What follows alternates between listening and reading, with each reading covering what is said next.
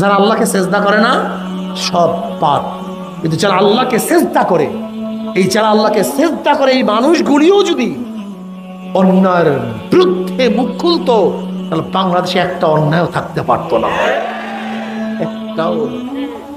কিন্তু অন্যায়ের বিরুদ্ধে মুখ খুলি না। তুমি উত্তম উম্মত হতে পারো যদি মুখে বলার ক্ষমতা না থাকে, মনে মনে কি করো? ঘৃণা না চিন্তা করো, না পরিকল্পনা করো, না ঘৃণা করো। এই ঘৃণা এবং পরিকল্পনার মধ্যে পার্থক্য নাই।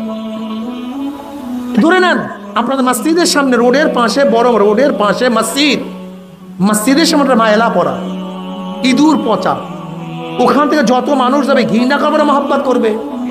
ইস ময়লা। লেকিন যতই ঘৃণা করেন, 1 কোটি মানুষ ঘৃণা করলেও ময়লা কিন্তু যায় নাই। সময় যায়, পচে, গন্ধ বেশি ছড়ায়।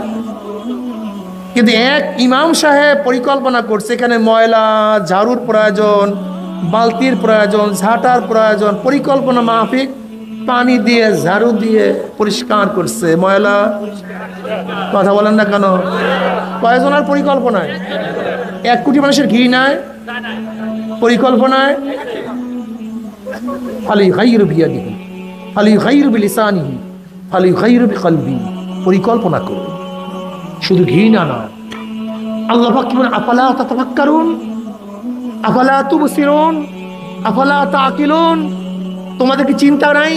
তোমরা কি চিন্তা করো না? তোমাদের কি আকল নাই, জ্ঞান নাই? তোমরা কি দেখো না?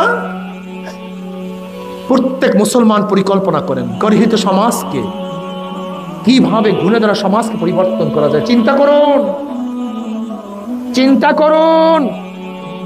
এক ফিকির হাজারো হাজারো আমলের চেয়ে দামি, এক চিন্তা হাজারো হাজারো ফিকিরের চেয়ে, হাজারো আমলের চেয়ে দামি। চিন্তা করুন, সমাজ নিয়ে চিন্তা করুন, এই জাতি নিয়ে চিন্তা করুন, মানুষ নিয়ে চিন্তা করুন। আজকে বেনমাজির সংখ্যা তো বাড়বে কেন? এত বেরোজগারের সংখ্যা বাড়বে কেন? আজকে কেরু কোম্পানি চিনিতে ব্যবসা করতে পারে না, মদে 200 কোটি টাকা লাভ করবে কেন? আজকে মুসলমানের সন্তান নামাজ পড়বে না কেন? আজকে মুসলমানের সন্তান ইসলামের প্রতি কথা বলবে কেন?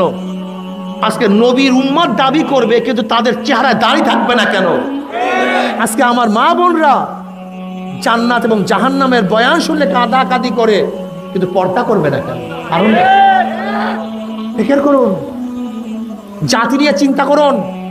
আল্লাহ পাক আপনার জন্য আপনাকে বানান নাই, শুধু আপনার ঘরের জন্য আল্লাহ পাক আপনাকে বানান নাই, শুধু আপনার সংসারের জন্য আল্লাহ পাক আপনাকে বানান নাই। উখরিজাত লিন্নাস, উখরিজাত লিন্নাস, গোটা মানুষের জন্য আপনাকে আমাকে বের করছেন আল্লাহ।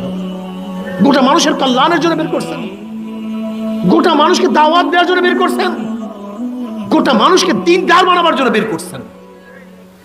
এর জন্য উম্মত, নবীর উম্মত, একটু জাতি নিয়ে ভাবো না। আজকে অবস্থাটা কি? মুসলমান ইসলাম পছন্দ করে না, সব জায়গায় অনিসলাম। আজকে নবীর কথা বললে কত মায়ের কত গুতা। আজকে নবীর কথা এখানে বলবো, কোরআন হাদিসের কথা বলবো, কত বাধা। কারণটা কি? একটু চিন্তা করো। জনাবে মুহাম্মদ রাসূলুল্লাহ সাল্লাল্লাহু আলাইহি ওয়াসাল্লাম শুধু নিজের চিন্তা করলে অনেক ভালো খাইতে পারতেন, অনেক ভালো চলতে পারতেন। নবী আলাইহিস সালাতু ওয়াস সালাম ইশারা করলে গোটা উহুদ পাহাড়টা স্বর্ণ হইয়া যাইত।